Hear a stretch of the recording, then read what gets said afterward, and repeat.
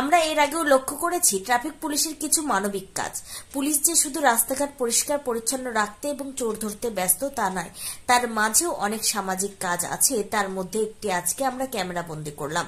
হঠাৎ আজকে একটি শিশু দেখা যায় রাস্তায় একাই কান্নাকাটি করছে, নজরে পড়ে ট্রাফিক পুলিশের। সঙ্গে সঙ্গে ট্রাফিক পুলিশ তাদের অফিসে নিয়ে এসে বাচ্চাটিকে বসিয়ে রাখে। তড়িঘড়ি চারিদিকে খবর দেওয়া হয় বাচ্চাটি কার। প্রায় 2 ঘন্টা পর খোঁজ মেলে। ট্রাফিক পুলিশ যথাযথ তার প্রমাণ সহ বাচ্চাটিকে পরিবারের হাতে তুলে দেয়। ট্রাফিক পুলিশের এই মানবিক কাজকে সাধুবাদ জানিয়েছেন এলাকাবাসী। আজকে কি হয়েছিল? আজকে কি হয়েছিল বলতে, আমি এনার মা অসুস্থ। আচ্ছা, আমার বোন হাসপাতালে ভর্তি আছে। কোন হাসপাতালে?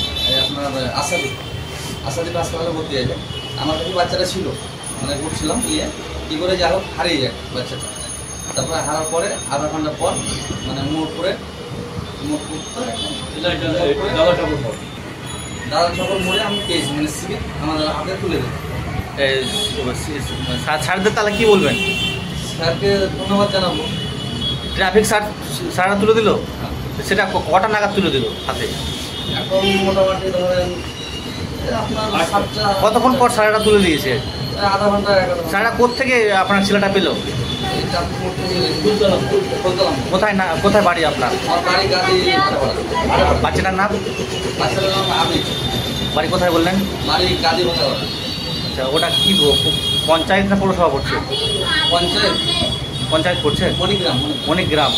মণিগ্রাম পিটিসেল।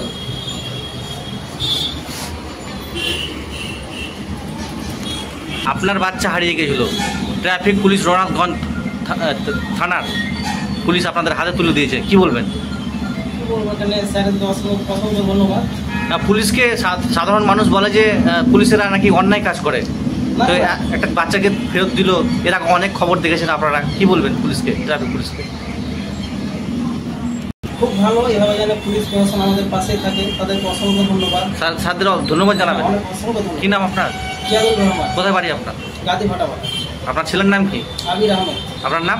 কিয়াদুর। আপনার বাড়ি সাগর থেকে পিটিসিয়াল? হ্যাঁ।